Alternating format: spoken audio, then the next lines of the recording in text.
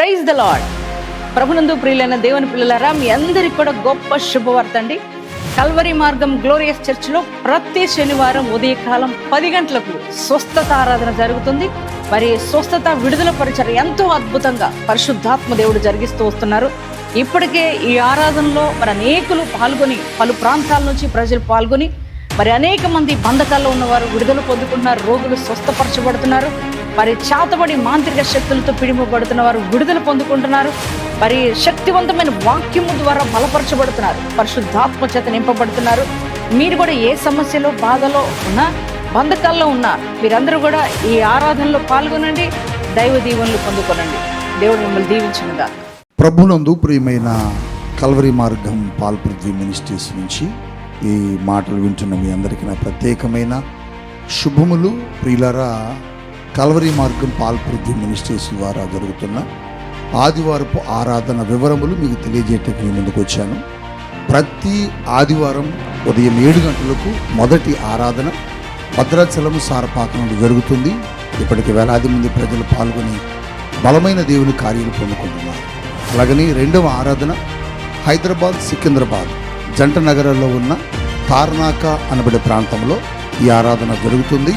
స్థలం మీ అందరికీ తెలుసు, తార్నాక మెట్రో స్టేషన్ దగ్గర సన్మన్ హోటల్ ప్రక్కన ప్రెసిడెంట్ కన్వెన్షన్ ఏసీ ఫంక్షన్ హాల్లో. ఇప్పటికీ ఈ ఆరాధనకు వేలాది మంది ప్రజలు పాల్గొని దైవ కార్యాలు పొందుకుంటున్నారు, అద్భుతాలు పొందుకుంటున్నారు, స్వస్థతలు పొందుకుంటున్నారు, దేవుని ఆత్మచేత దాకపడుతున్నారు. మీరు కూడా దైవ కార్యాలు పొందుకోవాలని, చీకటి దురాత్మ నుంచి విడుదల పొందుకోవాలని, దేవుని ఆశీర్వాదముతో నింపబడాలని ఆశ కలిగి ఉంటే ఖచ్చితంగా ఈ ఆరాధనలో పాల్గొనండి. మొదటి ఆరాధన ఉదయం 7 గంటలకు భద్రాచలం సారపాక, రెండవ ఆరాధన హైదరాబాద్, సికింద్రాబాద్ తార్నాక. రండి, మీ కుటుంబాలను దేవుడు ఆశీర్వదించబోతున్నాడు. హైదరాబాద్లో సాయంత్రం 6 గంటలకు జరుగుతుంది ఆరాధన. కుటుంబాలతో రండి.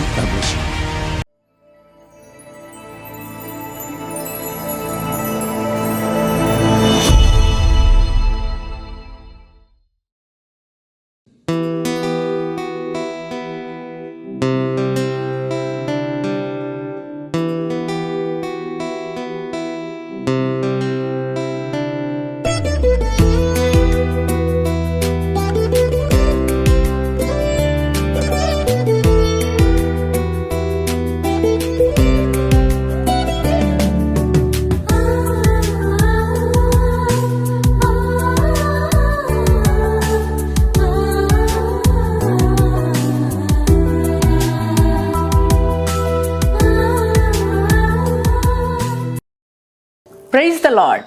యేసుతో ప్రతిదినం అనే ఆధ్యాత్మిక కార్యక్రమానికి మిమ్మల్ని అందరినీ ప్రేమతో ఆహ్వానిస్తూ మీ అందరికీ నా హృదయపూర్వక వందనాలు తెలియజేస్తున్నాను. ప్రియదేవుని పిల్లలారా, మరి ఉదయమే లేచి ప్రార్థించారని నేను నమ్ముతున్నానండి. అలాగే దేవుని యొక్క వాక్యాన్ని కూడా క్రమం తప్పకుండా చదవండి.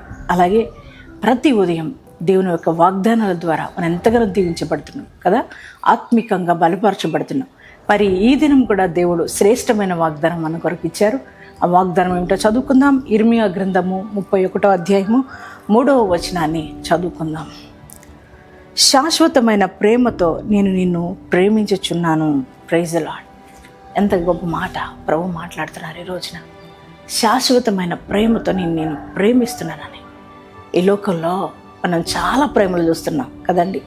మనుషుల ప్రేమ, మరి బంధువుల ప్రేమ, అలాగే రక్త సంబంధికుల ప్రేమ, భార్యాభర్తల ప్రేమ, బిడ్డల ప్రేమ, కన్న తల్లిదండ్రుల ప్రేమ, ఎన్నో ప్రేమలో మనం చూస్తూ ఉన్నాం.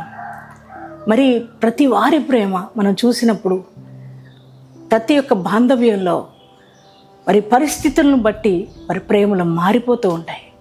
మొదట్లో ఉన్న ప్రేమ కొన్ని రోజులు గతించిన తర్వాత మరి వారి జీవితాల్లో మనం చూడలేకపోతున్నాం కదండి.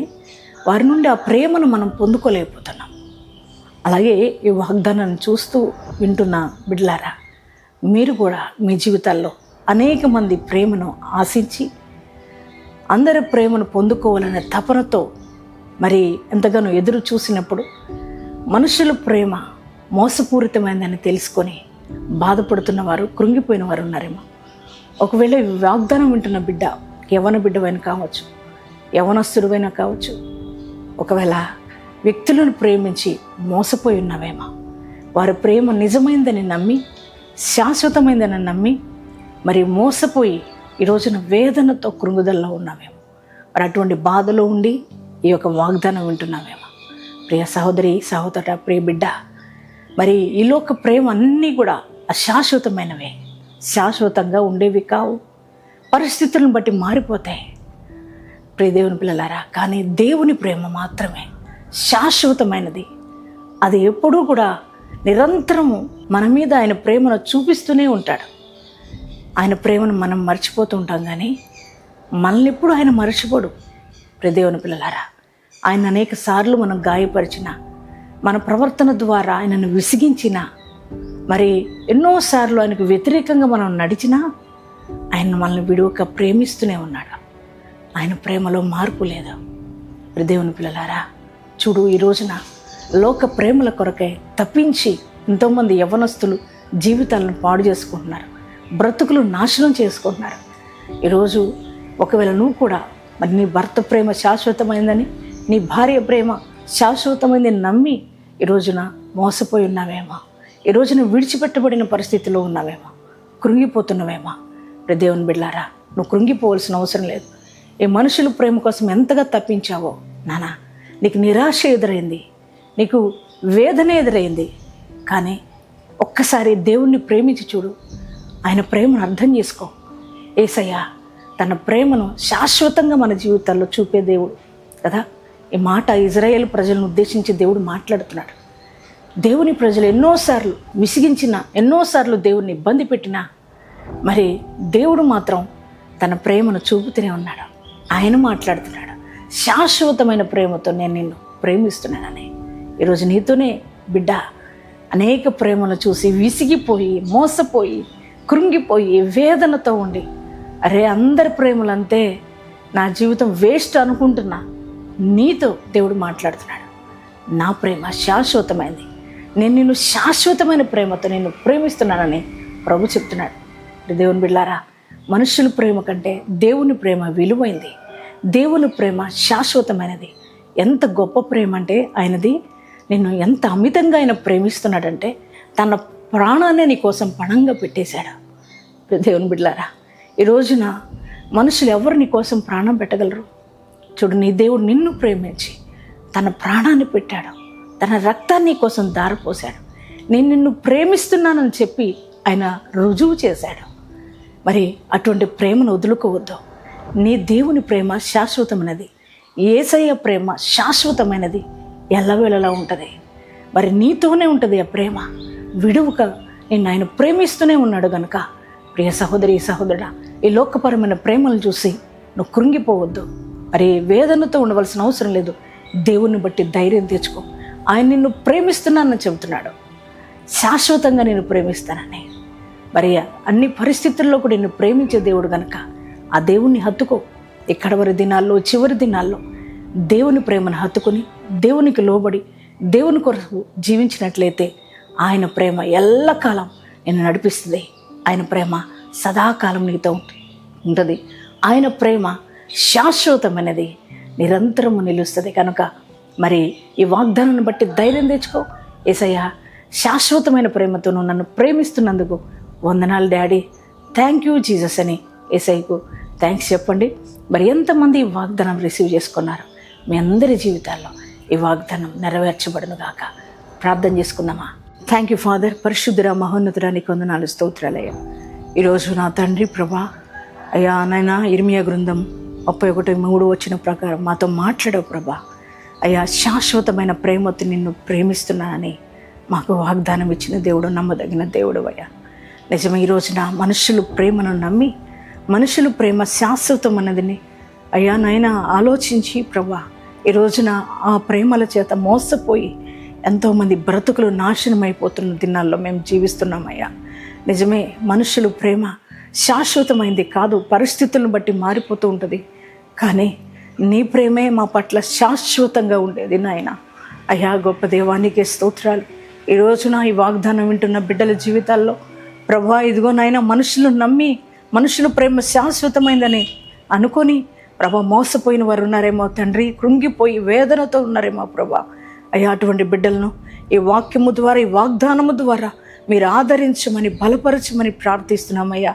అయ్యా ఇదిగో తండ్రి, మనుషులు ప్రేమ శాశ్వతమైంది కాదు, నీ ప్రేమే శాశ్వతమైందని అయ్యా తెలుసుకొని ప్రాణం పెట్టినంతగా మమ్మల్ని నువ్వు ప్రేమించిన దేవుడు అని అయ్యా తెలుసుకొని ప్రతి బిడ్డ అయ్యా నిన్ను హత్తుకొని బ్రతకడానికి నీ కృప దయచేయమని ప్రార్థిస్తున్నామయ్యా.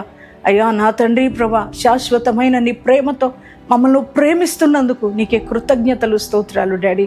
నాయనా, ఈ వాగ్దానం ఒకవేళ యవ్వన బిడ్డలు చూస్తూ ఉన్నట్లయితే వారిని మీరు దర్శించండి అయ్యా. నీ ప్రేమను వారు అర్థం చేసుకొని నీ కొరకు బ్రతుకున్నట్లుగా నీ కృప దయచేయమని ప్రార్థిస్తున్నాం తండ్రి.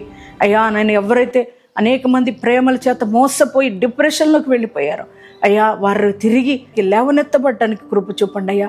నీ ప్రేమ శాశ్వతమని తెలుసుకొని అయ్యా నిన్ను వెంబడించినట్లుగా నీ కృప దయచేయమని ప్రార్థిస్తున్నాను దేవా.